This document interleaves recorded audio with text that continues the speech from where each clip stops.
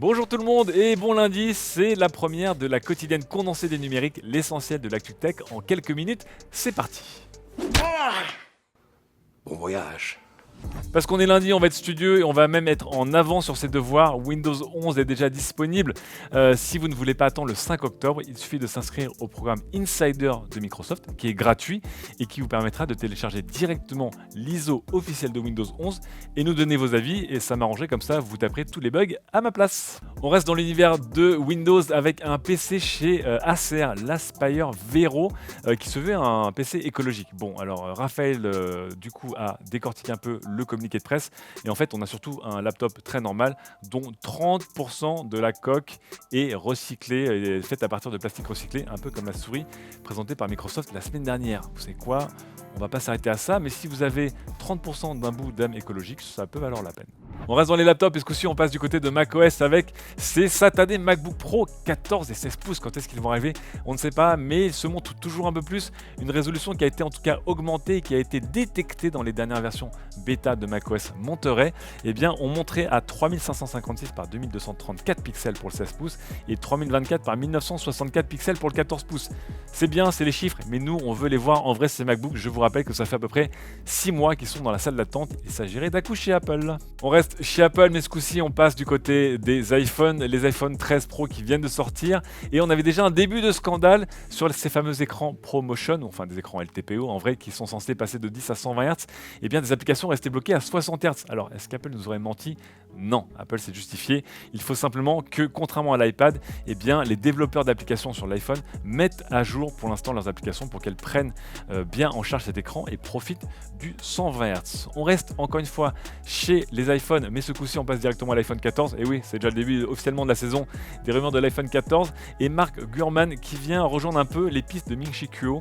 Selon le journaliste de Bloomberg, nous aurions des iPhone 14 qui ressembleraient beaucoup à des iPhone 4 en plus grand. Qu'est-ce que ça veut dire? Ça veut dire que nous aurions un cerclage autour de l'iPhone qui se différencierait en épaisseur de 2 plaques de verre, contrairement aux iPhone 12, vous voyez, qui prennent toute l'épaisseur. Et comme pour les iPhone 4 aussi, eh bien, nous aurions un téléphone plat, pas un téléphone qui fait quand on appuie dessus, puisqu'il y a un îlot photo. Vous voyez, les îlots photos qui ont un peu défiguré tous nos téléphones modernes. Les iPhone 14 seraient plus épais et intégreraient enfin à l'ancienne les îlots photos, ça fait très plaisir. Et puis évidemment, les deux autres nouveautés en attente, ce sont un Face ID qui passerait sous l'écran, qui ne laisserait que l'appareil photo frontal visible. Donc on aurait un iPhone qui ressemblerait au téléphone Android haut de gamme avec des écrans à poinçon, mais un Face ID caché sous l'écran. Et une finition titane pour les iPhone 14 Pro qui permettrait d'avoir un rendu toujours très premium, très luxe, mais aussi de venir réduire un peu le poids. Je vous rappelle que les iPhone 13 Pro notamment sont très lourds. Rendez-vous dans quelques mois. On enchaîne dans les rumeurs de smartphones et ce coup-ci on passe du côté de chez Samsung. Tout s'enchaîne bien aujourd'hui du coup. Avec évidemment les S22, S22 Plus, S22 Ultra. On vous avait dit la semaine dernière que les S22 Ultra allaient sûrement remplacer les Galaxy Note en intégrant le fameux fourreau pour le stylet intégré. On a une première image qui vient de chez Onyx qui est on fire parce que Onyx va un peu tout leaker. Et on aura un look qui évidemment ressemble beaucoup à un Galaxy Note avec cet écran très carré et ses bords, ses coins beaucoup moins arrondis. Autre nouveauté aussi, le design à l'arrière avec l'îlot photo et vidéo qui a toujours autant de capteurs mais qui passerait à une forme de P. Je ne sais pas si vous aimez, moi pas trop, mais on verra en tout cas. Côté S22 et S22 Plus par contre, on est sur des designs beaucoup plus classiques.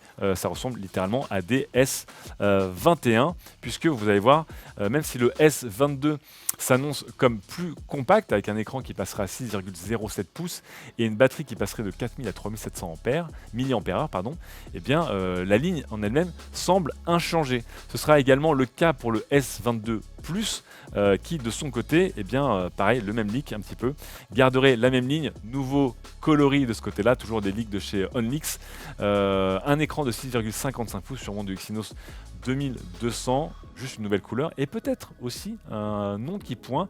On parlerait potentiellement d'un S22 Pro et pas d'un S22 Plus. Rumeur un peu étonnante, on verra. Et là-dessus, on aura la réponse au début de l'année 2022 en tout cas du côté de Samsung. On termine avec les smartphones et Huawei qui présente sa nouvelle gamme, son milieu de gamme pardon, les Nova 9 et Nova 9 Pro.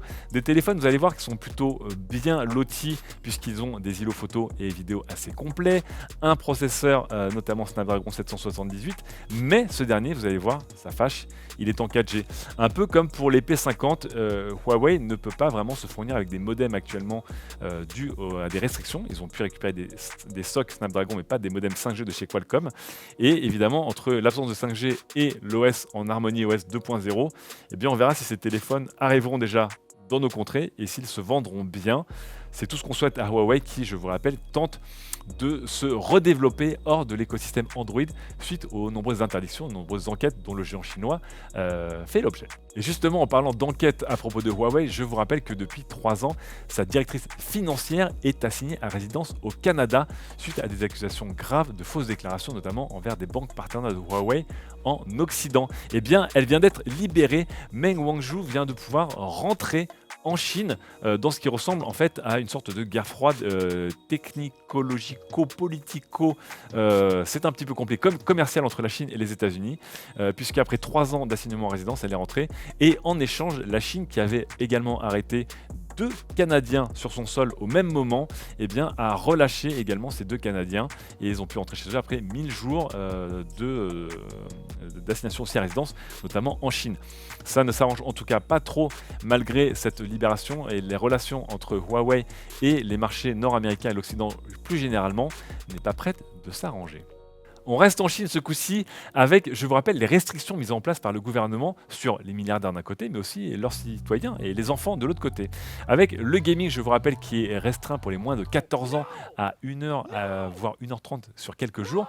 Et puis aussi le tutorat et les cours à domicile privé qui ont été bannis par le gouvernement chinois dans une envie, j'imagine, d'égalité des chances entre les familles et les foyers de différents revenus. Eh bien, Protocol, nos confrères, reviennent sur les techniques mises en place par les familles chinoises pour contourner toutes ces interdictions et toutes ces restrictions.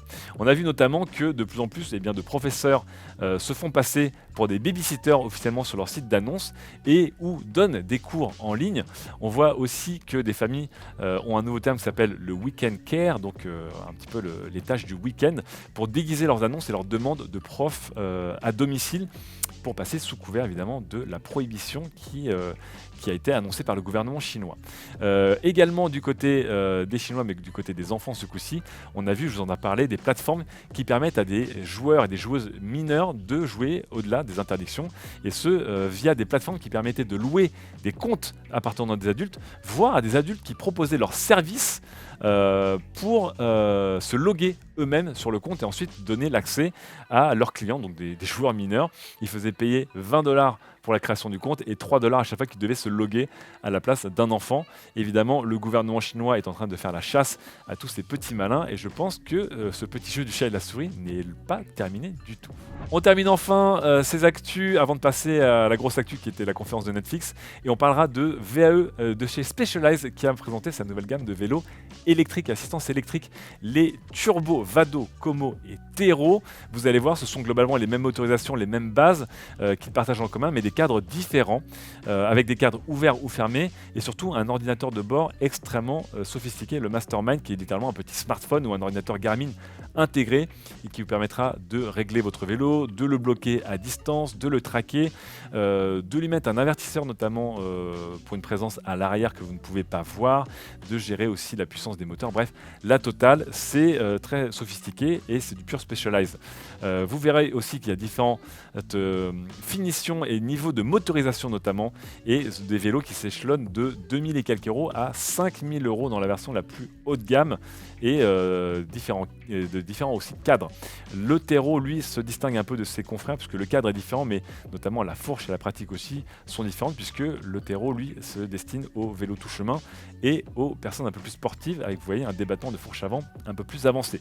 Voilà en tout cas pour Specialized et pour ces vélos assistance électrique. On en profite pour rendre hommage à Julien Alaphilippe qui ce week-end a gagné les championnats du monde sur un Specialized, lui sans moteur. Le gros événement de ce week-end en tout cas, c'était évidemment le TOOM, le premier événement Netflix qui a voulu contrer Disney+.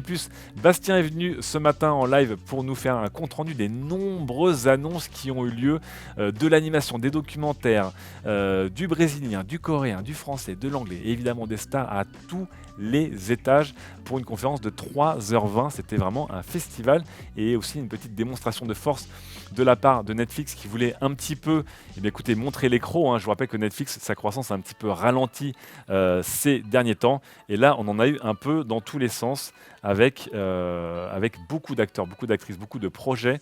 Et un peu pour tous les goûts. On vous rappelle que Netflix avait un peu avoué que leur grille était légère, on va dire, en 2020, dû notamment au confinement et au retard. Et en 2021, ils ont annoncé énormément de nouveautés. Je vous rappelle que Bastien Lyon, donc notre spécialiste de la SVOD qui est venu commenter ce matin toutes les annonces, a aussi préparé un article que vous retrouverez sur le site des numériques qui synthétise un petit peu tout cela. Voilà en tout cas pour l'essentiel de l'actu tech du jour. Je vous rappelle que pendant ce temps-là, ça chôme pas du tout côté site internet. On continue à faire des tests et des comparatifs sans jamais s'arrêter. Évidemment, dans tous nos tests, la semaine dernière, le Samsung Galaxy M32 et l'iPad mini étaient les plus populaires et ils vous ont beaucoup intéressé. Nous avons également testé l'écran gaming 34 pouces, le Huawei MateView GT qui prend 4 étoiles chez nous. Test aussi du rasoir Braun XT Series qui est le concurrent du best-seller de chez Philips, le OneBlade. Nous avons testé la sonnette connectée de chez Nest, je vous rappelle qu'il appartient à Google, la Doorbell qui est assez impressionnante et qui permet de reconnaître quand on dépose un colis devant votre porte. Nous avons aussi publié le test vidéo, regardez-moi ces images incroyables du Dyson OmniGlide, je vous rappelle, un aspirateur compact qui a une tête qui permet d'aller à 360 degrés sans aucune restriction et qui permet d'aspirer sur les côté, voilà, Henri Callum d'action absolument incroyable, et aussi de face à face un comparatif de cafetière assez haut de gamme entre la DeLonghi et l'Eta Cappuccino Evo ECAM 46.860B et la Melita Latte Select. Un autre comparatif entre deux téléphones entrée de gamme star du moment, le Samsung Galaxy A52s 5G et le Realme GT Master Edition. Je ne vous donnerai pas les résultats, je ne crois pas que je vais tout vous spoiler non plus. Et enfin, deux premières prises en main, évidemment les deux modules grand angle et ultra grand angle des iPhone 13 Pro. On n'a pas encore testé les téléobjectifs, mais les résultats sont plutôt intéressants. Allez voir notre fameuse et légendaire Mir pour comparer ça avec de l'iPhone 12 Pro Max et aussi du Xiaomi Mi 11 Ultra dans différentes conditions. Et puis enfin notre prise en main de la Peugeot 308 Sportswagon hybride rechargeable. C'est Eric Fontaine qui est parti tester la bête et pour lui elle a gagné en confort, ce qu'elle a perdu un petit peu en caractère pour vous la faire un petit peu courte. Je vous ai peut-être spoilé, mais voilà en tout cas l'essentiel de l'actu. On se retrouve évidemment dès demain 11h pour le live et l'intégrale des news. Venez discuter avec moi et demain soir pour notre condensé. Ciao, à très vite.